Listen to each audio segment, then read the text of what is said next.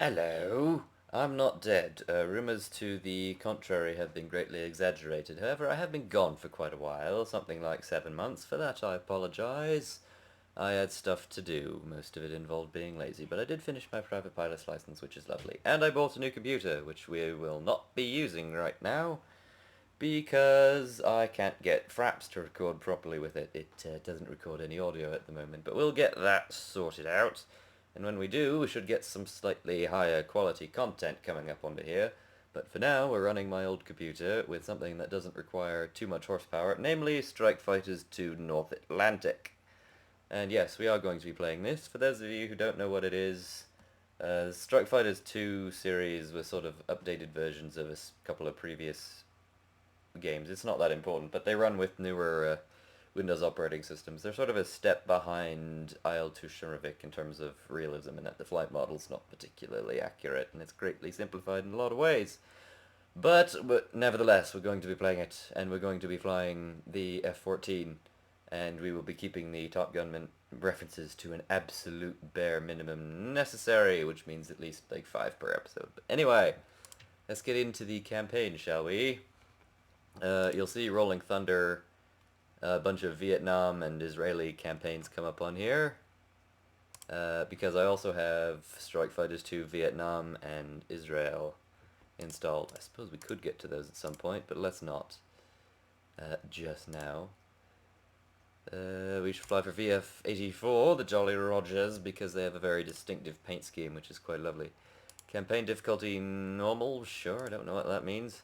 Weapon supply normal. Right, here's the situation. September 1979, as the Soviet army invades West Germany, that happened by the way, an entire division of Soviet airborne troops, the VDV, parachute onto Iceland, covered by Spetsnaz special forces already on the ground to disable the early warning systems. The capture of Iceland is essential to Soviet victory in Europe. It allows the Soviet Northern Fleet to break out into the North Atlantic and disrupt US convoys attempting to reinforce Europe.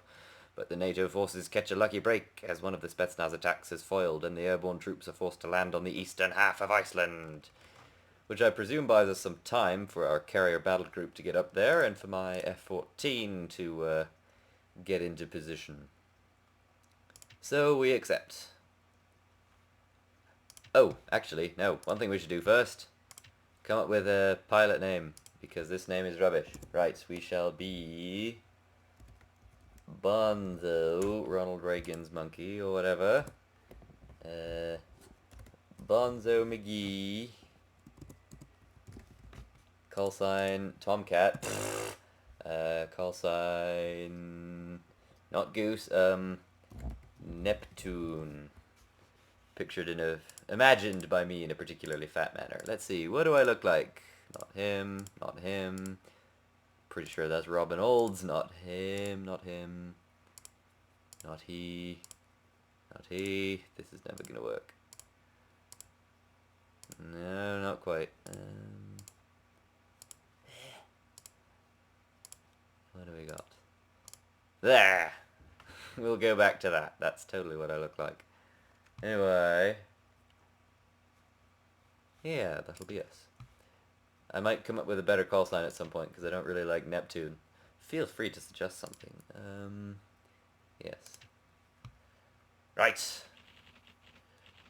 Ah yes, so the 2nd U.S. Marine Amphibious Group is moving to reinforce the Iceland ground defenses. USS Nimitz Carrier Group, all battle group underway to from a routine Mediterranean cruise is diverted north to provide cover. September 19th, 1979. Nimitz Carrier Group, Iceland, North Atlantic. That I read that really quickly because it sometimes ends. Right, we'll be providing combat air patrol over the Nimitz Carrier Group and destroy any aircraft approaching the fleet. So, what will we be looking at in the way of opposition? We've got Soviet armored units, and we know we've got MiG-23s and MiG-21s on Iceland. For all we know, there could be Soviet carriers out here carrying Yak-38s, which is sort of the Soviet answer to the Harrier. And we've got an AWACS aircraft out on station, and we've got some F-4s, which are pretty obsolete by this point, but whatever. We've got me in my F-14. And we'll be carrying 2 Sidewinders, 2 Sparrows, 2 280-gallon drop tanks, And actually, I'm going to carry 4 AIM-54 Phoenix missiles. They have a much longer range. I think the later variants could hit a target from just about 100 miles away. Which is good, because we could be dealing with potential Soviet bombers carrying anti-shipping missiles that can fire them from from 100 miles away. Okay, that one was subtle at least. Who's in the roster? Why is Bonzo at the top of the list? I hope I can get a lot of comedic mileage out of being Bonzo. I really, really do. Anyway, I don't actually have a set to start on the carrier. I'll do that for the next mission. I forgot to do it for this one, so we'll just be starting in the air near the target. I did forget to do that. Oh well. We'll do that in the future, and we'll be landing on the carrier at the end of this. Fingers crossed we don't die. This will be an Iron Man campaign. It'll end when I die, or when I'm sick of it, or whatever. I'm trying not to get bogged down in campaigns that I'll be playing for 2 years, Right, we got bogeys. Left 8 o'clock at 50 miles, according to our... Oh, and my other F-14s are already firing. Wait a minute. So, nearest threat. 10 plus... 12 o'clock, 25 miles. Oh, okay. So it's showing us our primary missile launch. I don't think we've been fired upon. Okay, we got a Tu-95 Bear Delta up ahead of us. I'm working on a radar lock. There we go. Range is 20 miles, closing rapidly. And good time to try one of those AIM-54 Phoenix missiles. Okay. Fox 2. No. Crap, which one is it? I don't know. For firing a semi-active radar-guided missile like a Sparrow, it's Fox 1. For 2, I don't know. Anyway, what's my missile doing? Seems to be arcing to the target. It probably does that to extend his range, come to think of it. Very clever. Coming down. See if he... Nope. Bugger. Okay, he's pretty close now, so I'm setting up for a Sparrow shot. We got 2 of those. Range 8 miles. Pretty close to the merge. Fire. And we should be able to see that, whether it tracks to the target or not.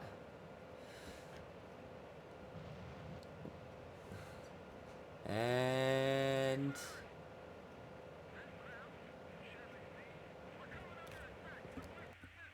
Nope. He must have decoyed it. Bugger. Oh, there he is. Quick! Guns! Guns! Oh, bugger, bugger, bugger. And we got him. Fair enough. I'm not returning to base just yet. I think we got more aircraft out here. But I'll put my radar range back up and start to sort of orbit around to see if we can spot any other targets. I'm not going to look at the map. It will show us other aircraft, unfortunately. But you can see the radar in the top right. It's also down in front of us. I've been using the one on the top right. I should probably get rid of that because it's a bit cheaty. But anyway, oh, we've got another contact. And this isn't showing us any additional targets per se. Okay, whoever this is, we got him locked up. I think, based on the shape of the icon, we know it's a hostile aircraft. I'm not sure about that though, because I saw another one that had a semicircle instead of a rectangular thing. Hard to say. At any rate, target range 20 miles. Ground speed, it tells us as ground speed, that's interesting. 604 knots. Who are you telling they've got a bandit on their 6 o'clock? It's not me, is it?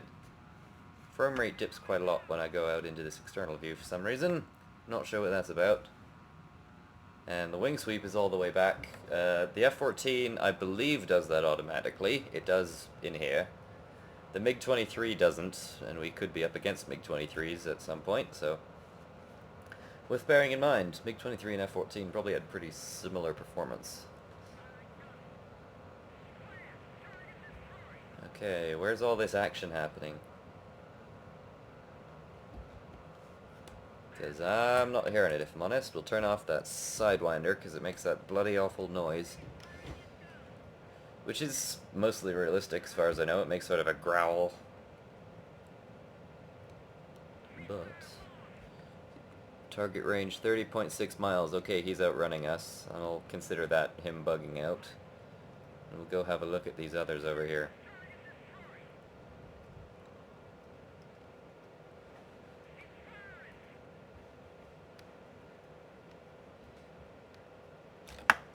Okay, number 2. Good grief, there's a lot of stuff happening over here. Okay, I'm gonna push it up into Afterburner so we get there. Yeah, I'm coming. Okay, we got a target locked. I don't know who it is though. Range 84 miles. So we'd probably just about be in range for a Phoenix missile, but I don't know who it is. So I'm not gonna shoot just yet. The range is coming down. Missile inbound, lovely.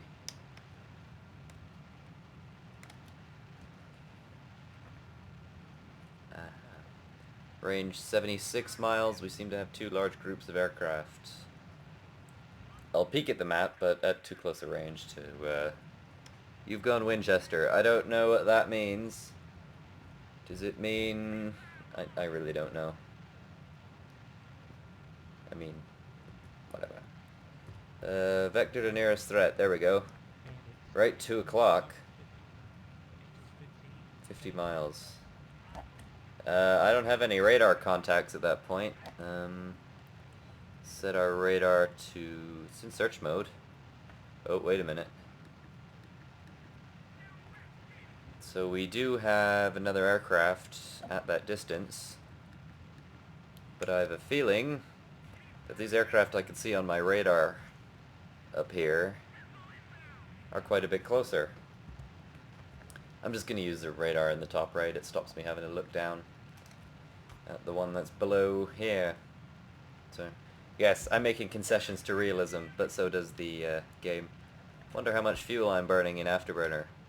I've still got tons. I better make sure it's not set to unlimited, is it? Nope. Okay, fair enough. Range 52 miles, and there seems to be quite a conflagration going on over here. Oh, okay, so yeah, we got those semicircles. Those 2 are definitely friendlies.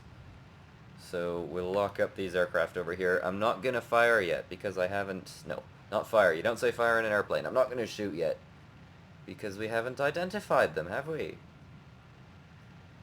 I am gonna climb though and be ready with Sparrow missiles. Only got 1 left though.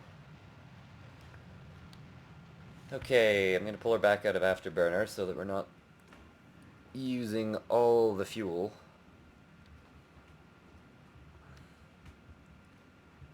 And range 32 miles. I think the RM in the top right of the radar screen would mean the distance a missile would have to travel? No, that can't be right. Uh-oh.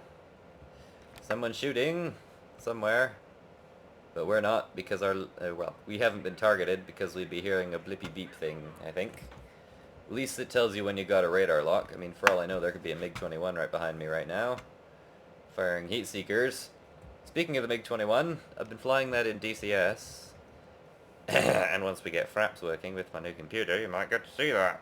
But I like the MiG-21 and the MiG-15, both in their beautiful Soviet simplicity, in that when you fly it, one gets the distinct impression that an 18-year-old pilot with 60 hours could be taught to fly one in a fairly short space of time, if you get what I mean.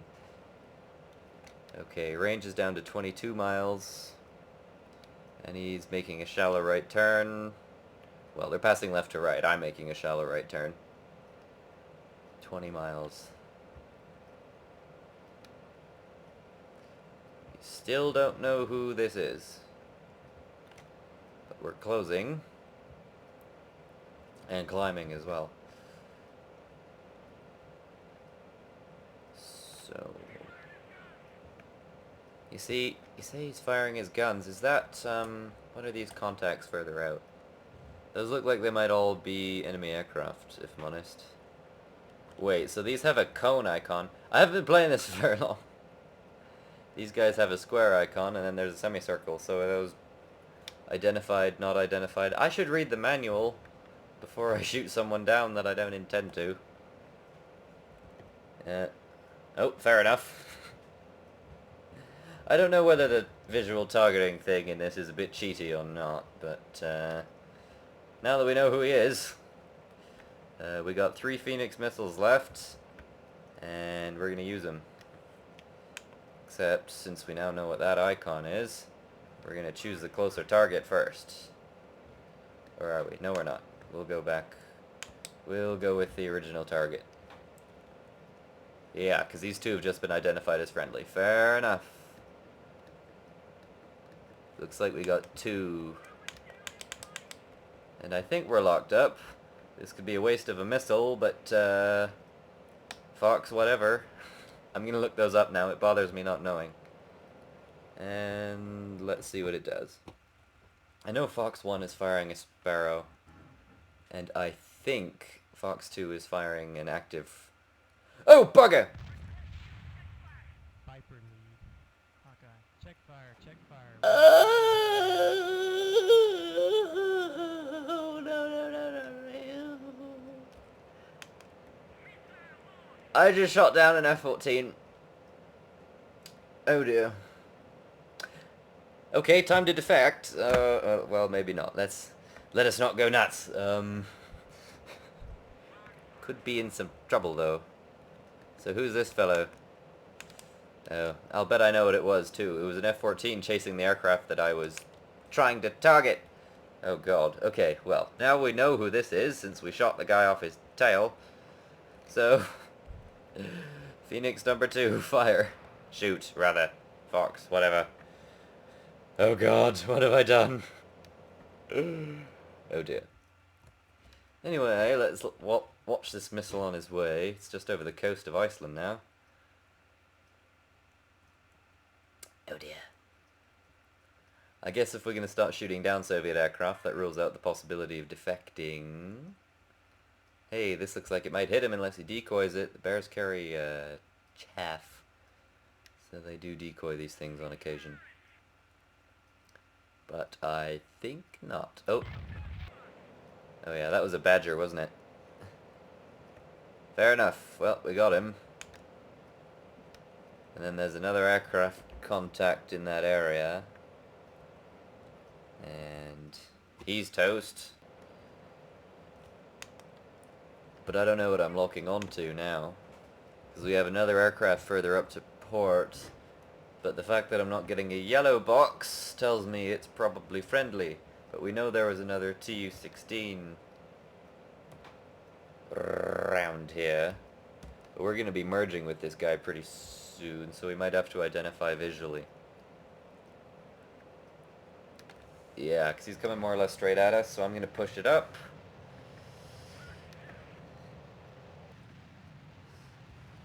And we'll stand by for a Sparrow shot. Viper lead. Hawkeye. Bandit. 6 o'clock, 50. 6 o'clock, 50 miles. Heading west. Okay, so we got a bandit 50 miles behind us, known hostile in this case. But this guy's a lot closer at 13 miles, so I'm going to try and identify him first. If it's a MiG-23, there's a possibility he's carrying a missile and he'd be pretty close to being in range. I'm not sure. Oh, fair enough. We got him. We got another Badger Golf up here. So, fair enough. We're in range for a Sparrow shot. Fox 1. See, I know what that is. Now, these things still fail to track to the target quite often. They're not quite as bad as they were in Vietnam, where there was something like 11 hits for every 100 missiles fired or something like that. And he decoyed it. Okay, fair enough. We might be a little close for these Phoenix missiles, but I've only got one left. Oh dear. I like the idea of being able to engage at long range, so I'm going to switch to Sidewinders and get closer. This is down to 7.2 miles. And we'll pull back out of Afterburner so we don't burn all our fuel, which is now down to about 3/4, so we're okay for now. And we seem to have a decent infrared lock, so we might be good to shoot once we're in range. I don't think Sidewinders reliably carry beyond about 2.5 miles. Alright, mister. I'm coming for you now. 4.7. Come on, let's catch up with him. I don't actually know what the range is on these later Sidewinders, as I know they're still in service and have been since the late 50s, which is pretty impressive, and their performance has improved considerably. Sparrow is now largely out of service, replaced with the AMRAM, but Left, 50 you know. 8 miles, heading northwest. I'm gonna shoot at 3 miles, because I'm pretty sure it'll carry that far. I suppose we'll see, won't we? Alright. I think it's Fox 2 for Sidewinder, so Fox 2. And torpedo running hot, straight, and normal, except it's a missile, but whatever. And we hit him. Okay, I'm gonna turn around and see who that contact was, allegedly 50 miles behind us a while ago.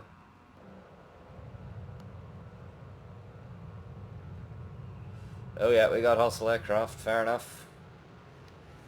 Actually no, that's just bogeys, isn't it? I need to read the manual. We'll lock up Tail and Charlie at any rate, who is not yet identified. What can the controller tell me? 12 o'clock, 50 miles, multiple bandits. So that should mean that they're identified as enemies.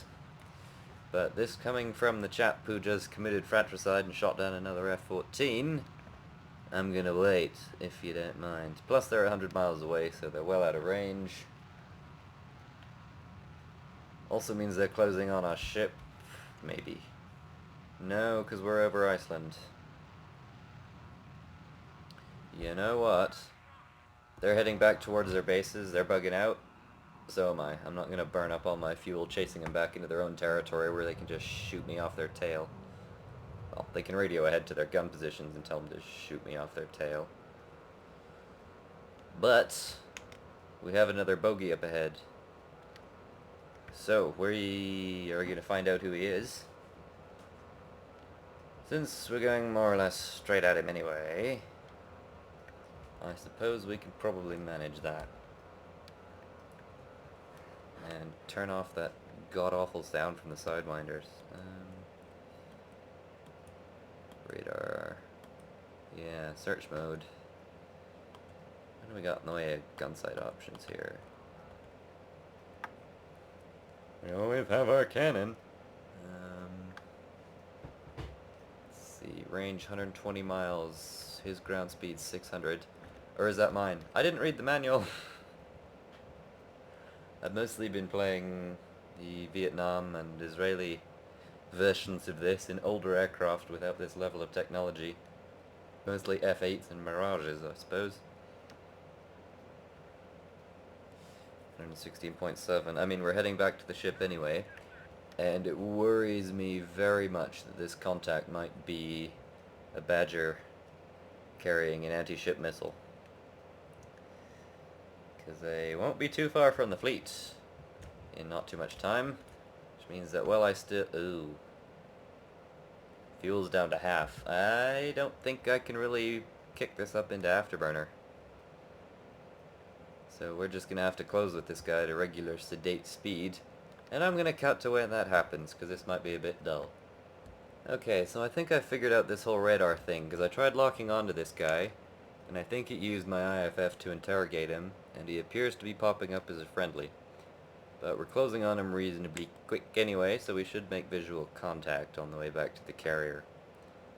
Because I ain't taking no chances, either with having a Soviet bomber coming in, or with me shooting down another F-14. God! I mean, that vision will never leave my memory. And I have a feeling it's going to result in a change in call sign if I can come up with something suitably offensive with which to refer to it. So, radar's coming down to 100 miles. And yeah, he's flashing, he's telling me don't shoot, and I have no intention of shooting, although I could at this range.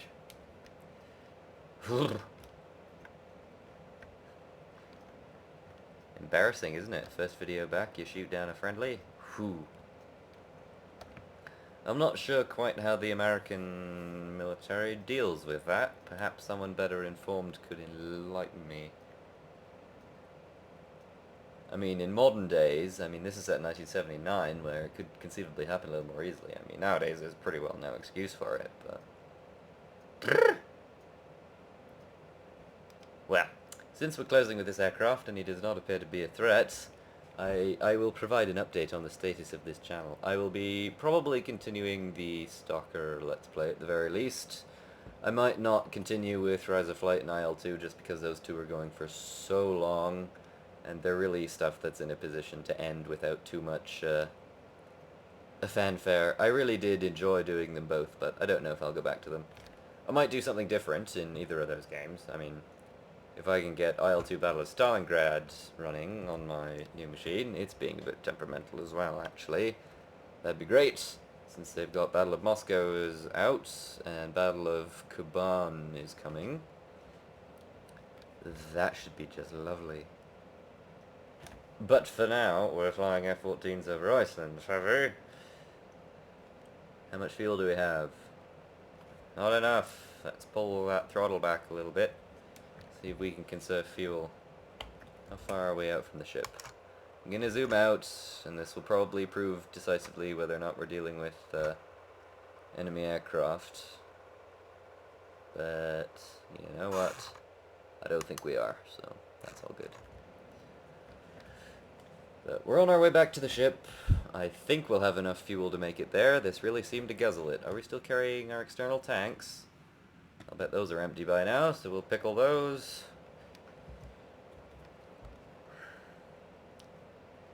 And that should give us a little more speed. Wait a minute, so what's the bingo counter on the fuel? I should learn this stuff. The DCS F-14 is coming sooner or later, and I should learn to fly that. And also learn to fly the F-5, or the MiG-28. Yes. I understand why in the film Top Gun they use the designation MiG-28. It's in the knowledge that there would never be an actual Soviet aircraft by that name because MiGs are always odd numbers. At least the fighters. Because you had the the MiG-1, MiG-3, MiG-9, MiG-15, 17, 19, 21, 23, 27, 25, 29, 31, and now 35 coming along. And most people know that, but the thing I didn't know was that, so obviously the letter F in the NATO reporting names denotes a fighter, but having two syllables, right? Actually, I don't remember what that denotes. It's something to do with it being a fighter as well, because they all have two syllables. All Soviet fighters that I can think of. Oh, I think it means it's a jet fighter. That might be it. Because you had the fresco and the farmer and the fish bed and the flogger, foxbat, foxhound, fulcrum, flagon, flanker, fitter, fencer. Although the Su-24 isn't strictly a fighter, it's sort of in the same category as the F-111. But I'm just going to waffle until we get back to the carrier. And I really would not blame anyone for skipping it, but yeah. I think we're going to make it, because we're not burning fuel quite so quick now. And we're closing in on this next waypoint. I am actually going to skip ahead until we get back to the ship, before I start talking about something ridiculous. Okay, we're getting pretty close to the ship now. If we peek on the map, you can see it right there. We got the USS Nimitz, California, John Rogers Peterson, and Texas, and the other one I can't read because it's obscured by another word. Wait a minute. USS California. I'm guessing not the battleship that was severely damaged at Pearl Harbor, because it'd be pretty old by now. Although it was actually refurbished and put back into service, and I believe took part in the Battle of Surigao Strait, which was the last battleship-on-battleship naval action in history, incidentally. That was part of the Battle of Leyte Gulf in late October 1944. By some standards, the biggest naval battle in history. Yes. That might come up in IL-2, actually. There are some people who have done some very good, very CPU and GPU intensive later Gulf campaigns in IL-2. Let's see, can we spot this ship? And can I put my sight back into like a navigation mode? Maybe? Because I know there is one. No? I don't remember how to do it though. Home, end. I don't want to just go randomly smacking buttons because that doesn't seem like a very good idea. But, let's see. I know the numpad mostly controls the gun sight. Ah! It's Brunt's class destroyer. Lovely, that's not what I need right now. Whatever. Anyway, you can see the ships out here. And the frame rate is really low when you're in this external view for some reason. It's like 18, which is weird, and it jumps back up to a good 56, 60 here, and that looks like the carrier. And we're going to enter downwind on the wrong side. And actually, I know what we're going to do. I said I'd keep this sort of thing to a minimum, but yeah, we're gonna do something a little special here.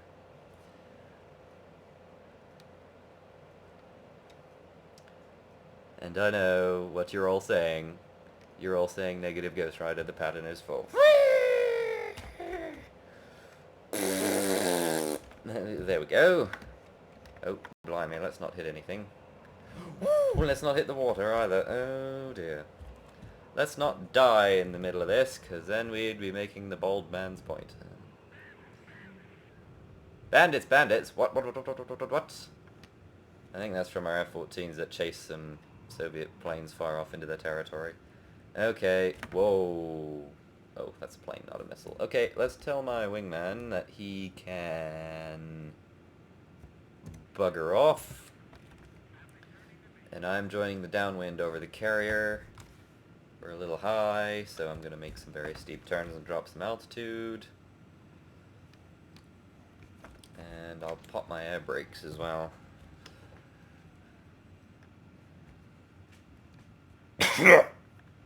And I will cough. And try not to cough in the microphone, because that would be ever so rude.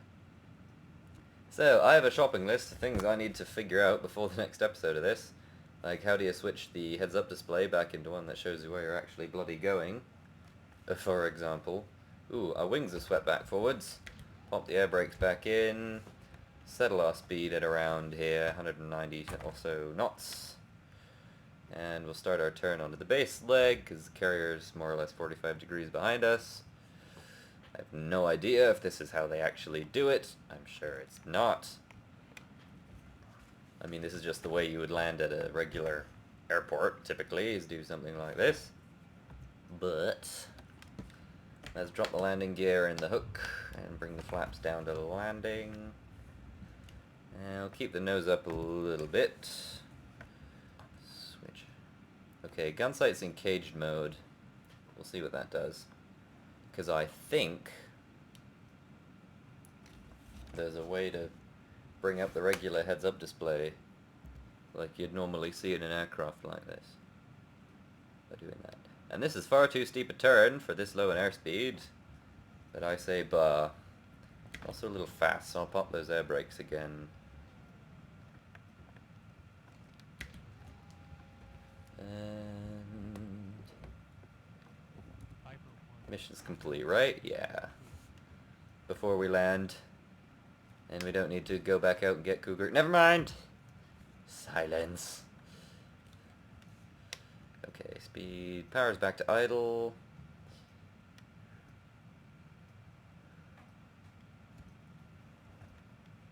I'm not really terribly familiar with the procedures for landing on an angled flight deck like this, but hopefully we'll manage it. I mean, it's the same basic principle. They've welded a crochet hook to the back of the plane and strung some piano wires across the flight deck. How hard can it be? And here we go. We'll just taxi over out of the way, bring the flaps up, put the hook up. I don't know how they go about parking these things, but we got some Sea King helicopters on the flight deck, entered service in 1960, and still operated by the Canadian Navy. That's slightly embarrassing, but we are replacing them, so whatever. Right! Okay, I'm satisfied.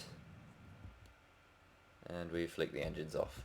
I wish there was a bit more complexity here, but when the DCS F-14 comes out, I suppose we'll have to play it, won't we? We'll have to fly it. So, let's see about...